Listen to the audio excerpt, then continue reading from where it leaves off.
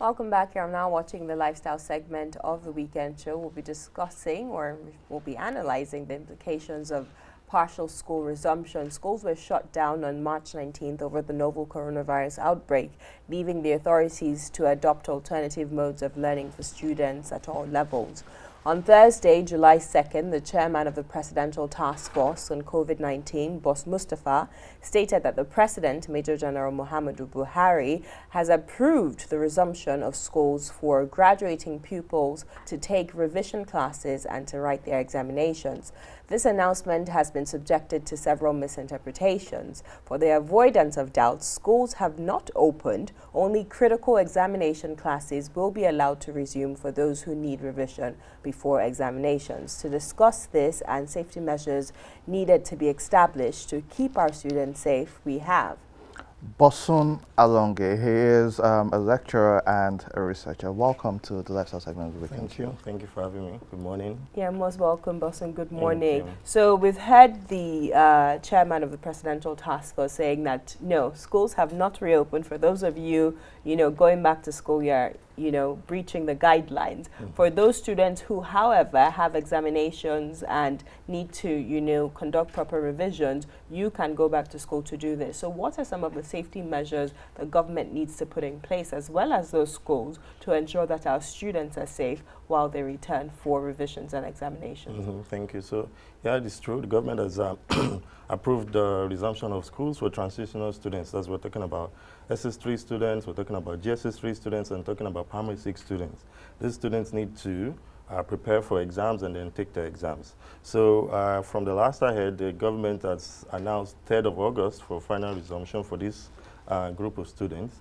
And I believe this is the right time for the schools concerned to start putting in measures, implementing measures, before the students come in. What kind of measures are we talking about? We're talking about stickers and posters, stickers on the floors and chairs, reminding people about the 2-meter guideline. Good time to also get the teachers as well, prepared for the students coming in. Also to help the students mentally, because these students have been out of the classroom for so long, so they need a lot of psychological assistance as well, because of research has shown that lots of them have gone through a depressive stage from being at home for too long, and so there need to be some kind of guidance and counseling as well for the students. So basically those measures, I think, if put in place, and I also would recommend consistent checks. I know it's going to be quite expensive, but I think regular checks, if they get the students back in, needs to be done. And I also will not advise boarding houses or boarding schools to resume as well, because it's going to be difficult to get all these kids together in one place, and then make sure that there is no form of, transmission of infectious diseases or this COVID-19. So yeah, I think these measures need to be put in place. There's enough time for these schools to go about, putting these things in order. And I think it's going to be a successful thing, because the sooner we realize that this pandemic or virus is not going away, the better for us to start taking measures, for health and safety, for people, the teachers as well, and then the economy too has to go back. We cannot keep shutting down schools, and there are so many other sectors that are connected with these schools. We can't keep shutting them down and then hoping for the best miraculously. This thing is not going anywhere anytime soon.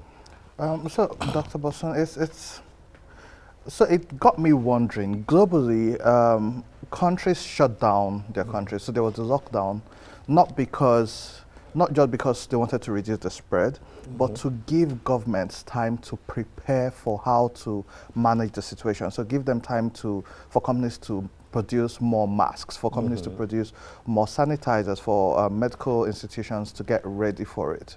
Now with education, we've been on, schools have been shut down for over 3 months now. Isn't it counterproductive that throughout this time, nothing was seen to be done to prepare the schools for this process. So we didn't hear about the curriculum being reworked.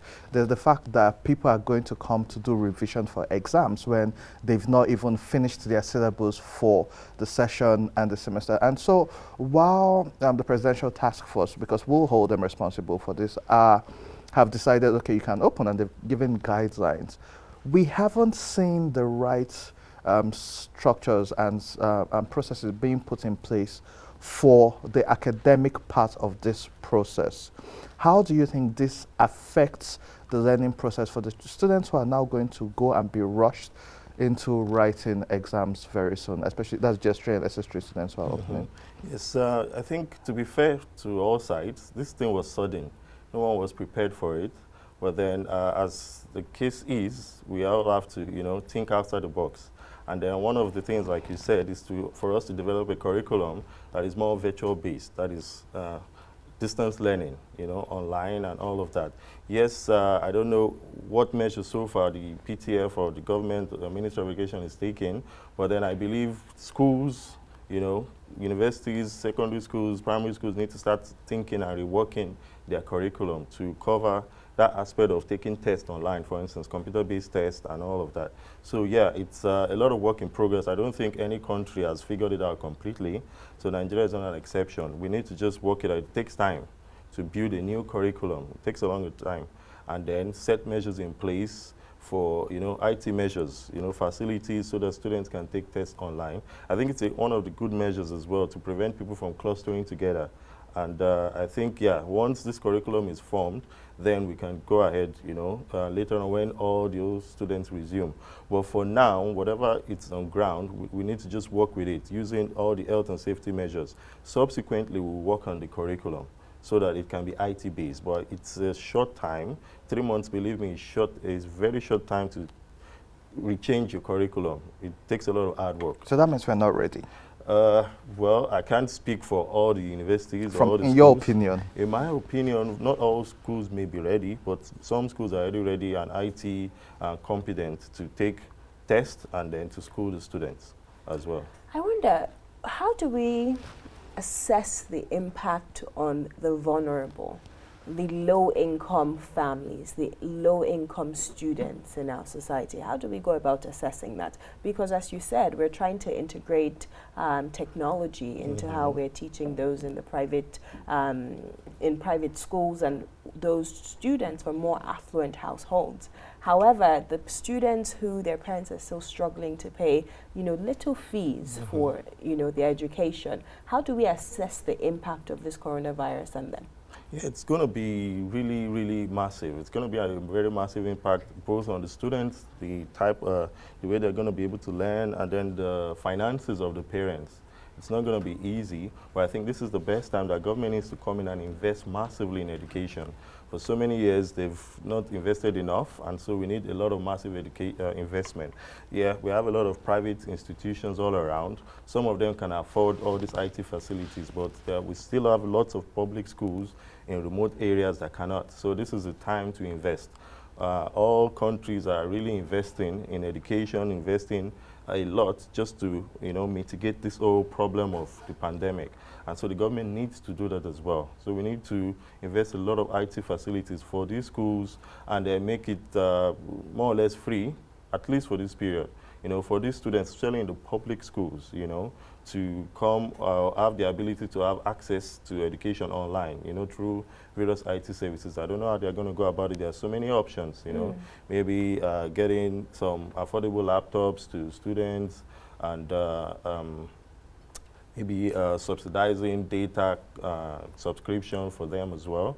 But then one way or the other, government needs to invest. But the preventative measures you spoke about earlier, such as social distancing in the schools and, having hand sanitizers and all of that, is it practical in lower income schools and lower income neighborhoods? It is. Those things knowing the fact that most times they're overly populated already, and I know we're just doing transitional classes, SS3, GSS3, Primary 6. However, how practical is it in those schools that are already, suffering from poor infrastructure and, of overpopulation?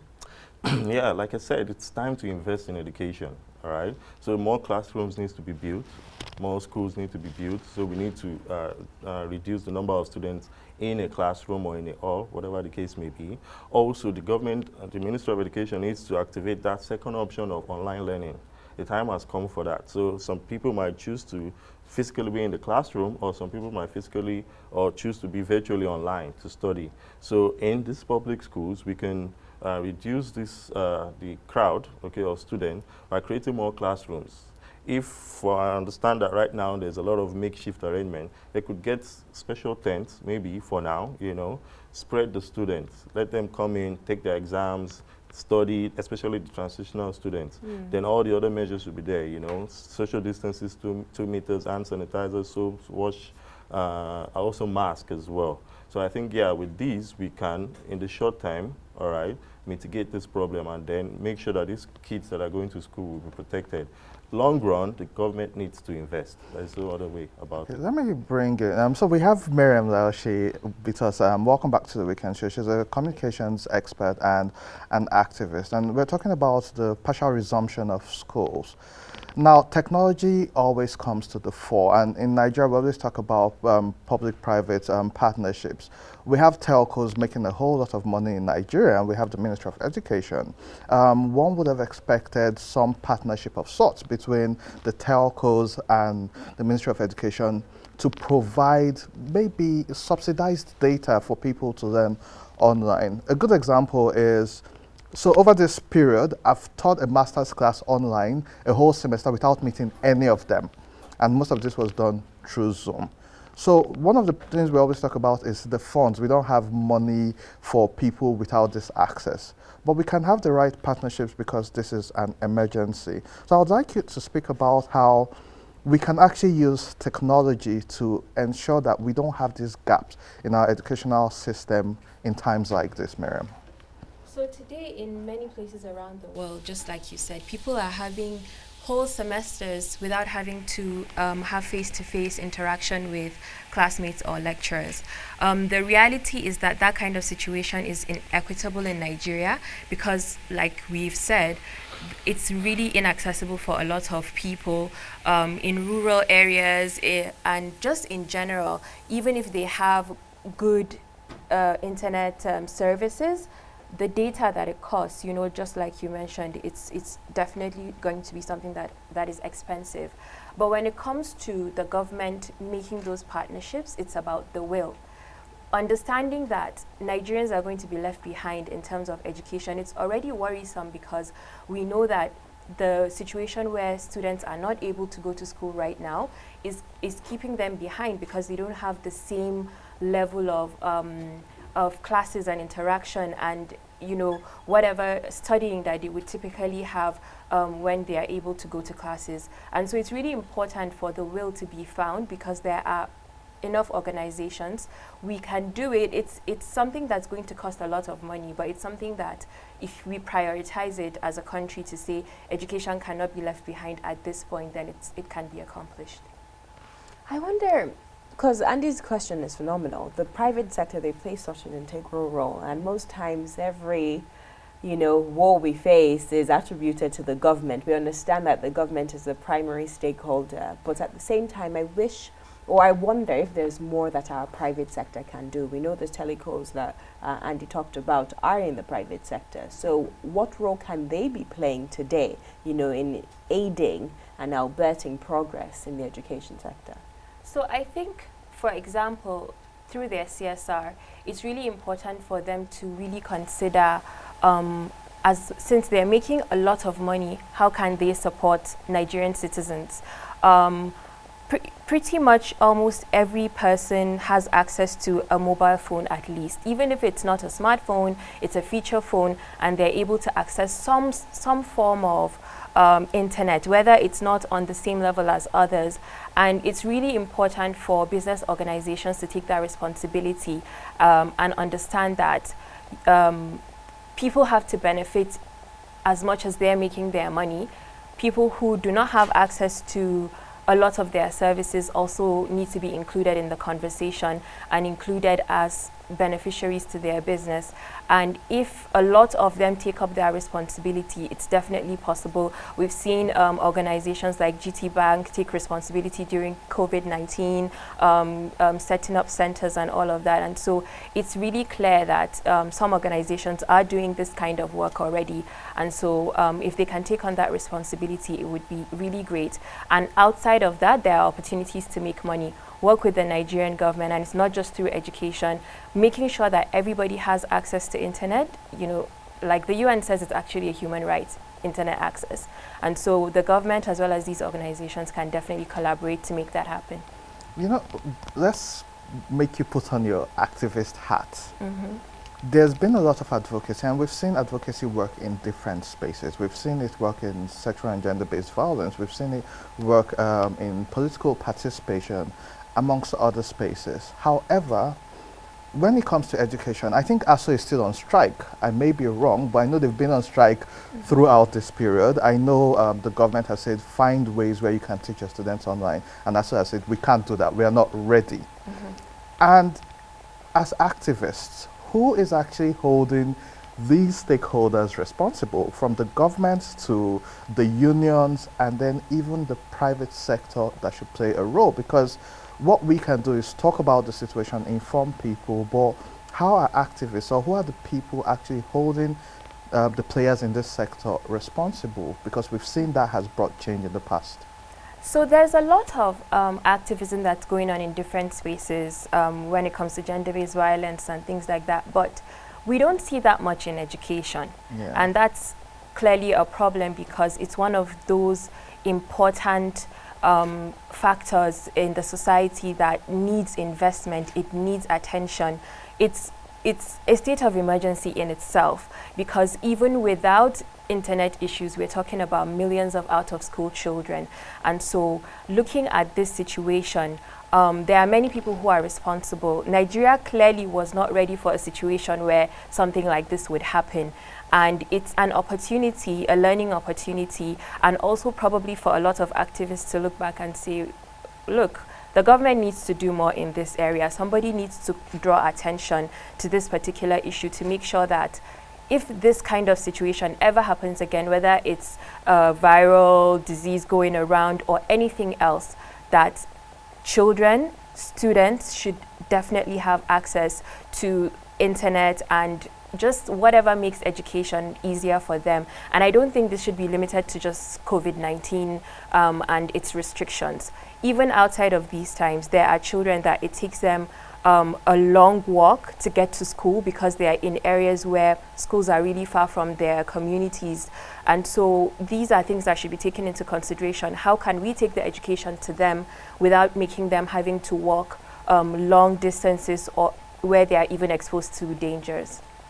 I'd like to hear from those who are watching, so we'd like to open up our phone lines after this short break. When we return, we'd like to hear your questions. What, as a parent or as a student, what are some of the challenges that you're facing now that the federal government has announced reopening for students who are in transitional stages in their education? So we'd like your feedback after this short break. Don't go anywhere. I love the way that artist sings, so much passion. No, you know, I was just watching, like. Welcome back. The number to call to contribute to the conversation on the reopening of schools for transitional students is 080-537-89021. That's 080-537-89021. Talk to us about what challenges your student, yourself or your student is facing, you know, with the reopening of schools, and what the federal government or the private sector can do to help. I like the fact that you spoke about challenges, and I'm going to put Bosu in the hot seat. So we talk about technology, we talk about teachers and students, but there's the fact that a lot of lecturers and teachers are not the most computer literate. And so even with schools now coming back for transitional classes, a friend of mine in a master's class in Nigerian University, the school, they were having lectures online, and the lecturers' Zoom was on mute throughout.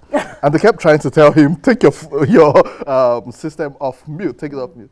And at some point, the lecturer just says, you know what, we'll just do this in the next class. And so I haven't seen any trainings for people in the academia on improving their IT skills. Isn't this a problem even by the time we transition almost fully to IT or online learning? And I say this to you, you are a young lecturer, but you know other people in your space who they have assistants who do literally everything. Isn't this a major problem also?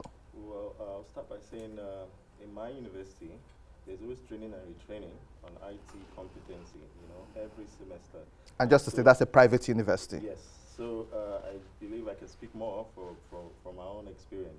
And I believe it's the same thing for most private universities and most public universities as well. Of course, however, there will be some universities that probably don't have this training put in place. And like I said earlier, this is the best time, to start putting all these things in place. Trainings, retrainings in preparation for a new curriculum online, that is IT-based. So the lecturers need to be trained and retrained on IT competency, how to use Zoom or Google Classroom or, Google Meet and all of that. So yeah, there is enough time to do that. And I believe there will be no excuse once we go fully into IT or online-based learning. Hasn't that time passed? We've had 3 months. Well, no, there's still time. The government has not fully announced. So is it when they, sorry for confusion, is it when they announce? No, I know. Sorry to interject, gentlemen.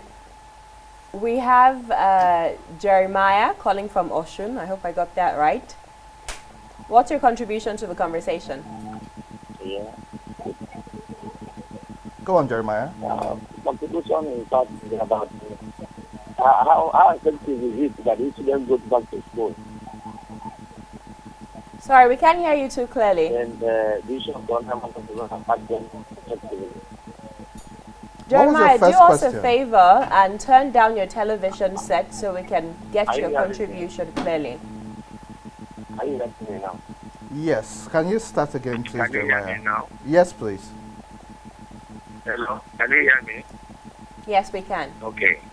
I'm saying that if children resume back to school, how perfect is it that the coronavirus will not attack them in March? Thank you for that question. So I would suggest if government can allow those that are going to primary 6, GSS3 and SS3 to resume automatic exam, then also lock down about school issues. Are you okay?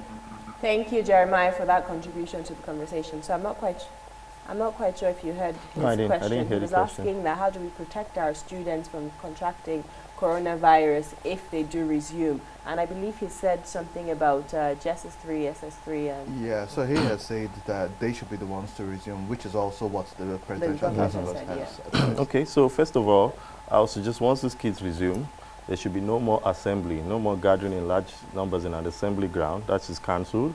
Then there should be spacing in the classrooms. Now it's just transitional students. So they have all of the other classrooms to themselves. So they should keep them, depending on the size of the classroom, maybe 10 in a classroom, 5 in a classroom. Of course, there should be stickers on the floor and on tables and chairs, for that 2-meter social distancing rule. There should be masks, mandatory. There should be hand sanitizers for these students, as they're coming in, and at intervals. There should be hand sanitizer at different spots, all around.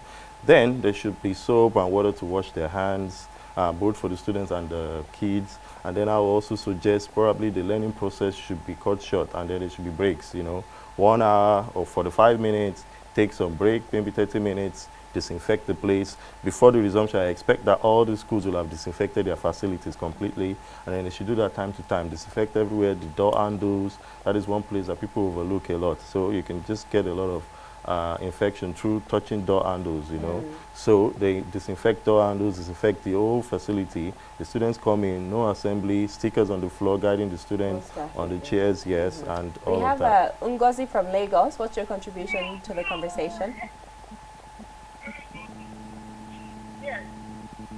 Hello, good morning. Good morning, Ngozi. Turn down your television set, please. Okay. What's your contribution?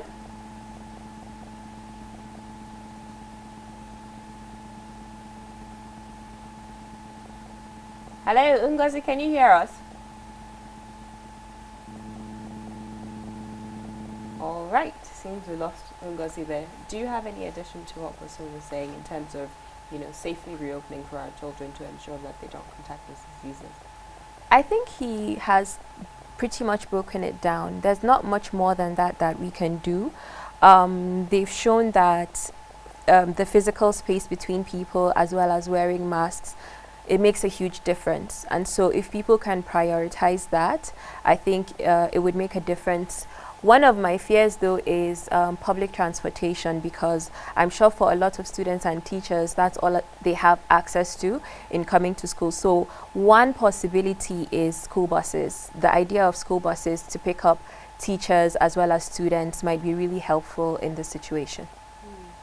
So earlier when they debated schools resuming, they mulled over the fact that they could have different shifts, like some come in the morning, some come in the afternoon and evening. But Nigeria, we basically have an 8 to 4 working system. And with even some parents going back to work, they're the children who are at creche level and they don't have nannies. So prior, the parents would take them, drop them off, then go. I think we have a call. Aldo from Ibadan, can you turn down the volume of your TV set? Yes, I've done that. Okay, what's your contribution? Yes, I have been watching you people this morning, and I like the topic analyzing the impact of partial resumption of school. Sincerely speaking, if I may put my own contribution, I see not good about what the federal government of this country is doing. Can you guys hear me? Yes, please go on. Right now, I learned that they have lifted the ban on domestic flights. And the whole thing about this coronavirus, I learned that this virus attacks people who are above 50 years. Mostly. Now they have shut down our children's school for over 3 months. Now they are saying JSS3, SS3, primary 6 should go back for revision ahead the preparation for examination. Are they doing them good, or they are doing wrong to those children? They should think about the future. The federal government of this country, they are doing nothing good concerning the upbringing of those children. Sincerely speaking, my heart is burning as I'm giving out my own opinion this morning. What they should have done is they should give the accurate precaution concerning the resumption of the school. Let all the schools resume together. They are talking about learning in internet. What about those in the rural area? Do they provide internet facilities for them in the rural area? Yeah, as far as I'm concerned, the federal government is only concerned about themselves because their own children, they have access for free internet. They provide internet facilities for them. They have forgotten that other people are there in rural areas who do not even have access for good roads. So, government, they are not doing anything good, talking about partial resumption for JSS3, SS3, and the primary 6. What about the rest? Thank you so much for your contribution. So let's have our guest. Yes, thank you so much for your contribution. So let's have our guest in the studio respond to that. Go ahead, Bosun. Yeah, I do not agree with him because I believe this cannot go on forever. Lockdown or sitting at home or waiting for the vaccine or a drug or something. We need to go on. Life must go on. Of course, we must open responsibly. All right, this is what we're trying to do. So it's left for all the institutions, the schools, to put in place all the measures that the government has recommended, for health and safety and all of that. So if all this is in place, we need to go on. I mean, we cannot stay like this forever. A lot of things are going, wrong. The economy is suffering. Students are at home depressed. Parents are also, it's not funny for parents, having the kids all around. And then we just need to find a way through. We are human beings that have, over the years, over the century, been able to adapt. And so this is another time for us to, adapt. Of course, we'll do it responsibly, and then we'll open up. And then if we follow the measures like we said, I think it's fine. Maryam?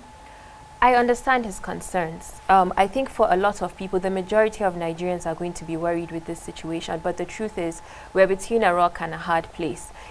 I don't feel like there's a right decision to make right now, whether it's for parents or students or even the government, because we're in a situation that pretty much the whole world is struggling with. And but truthfully, like he said, you know, we have to find a way to keep going. And even though, just like I said, he echoed what I said, the fact that online learning is inequitable. A lot of students will not have access and they will not learn anything in this time. And so it's really, like we said, something that the government really needs to rush and prioritize and have the will to do something about it. Most definitely. We'll take one more call. Ayomide from Lagos. Ayomide from Lagos. What's your contribution to the conversation? Good morning. Good morning. Good morning, ma. Good morning. Good morning, ma. What's your contribution? I actually had, I love the topic we're actually looking at this morning, analyzing the implication of partial school resumption. But, so what I'm just going to say this morning is that, what about we that don't have access to internet and we actually need to learn and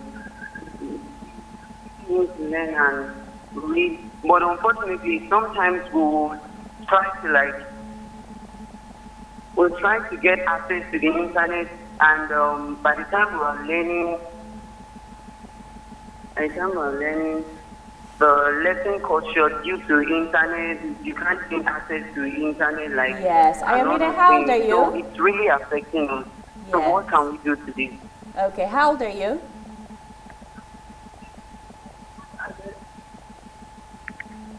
Hello? Oh, we lost him. So that's a student, you know, telling us about the issues that we've discussed. You both covered it very well. As you said, internet access in this country is inequitable, and I believe that the government needs to do more. The private sector needs to step up. Maybe the government needs to give more tax incentives for them to work with every Nigerian, irrespective of their social class, to have access to equitable internet, which is a basic human right for everyone. Yeah. So thank you so much, Maryam. Thank you so much, Bosun, for your having time us. on today's Thank program. you. You're most welcome.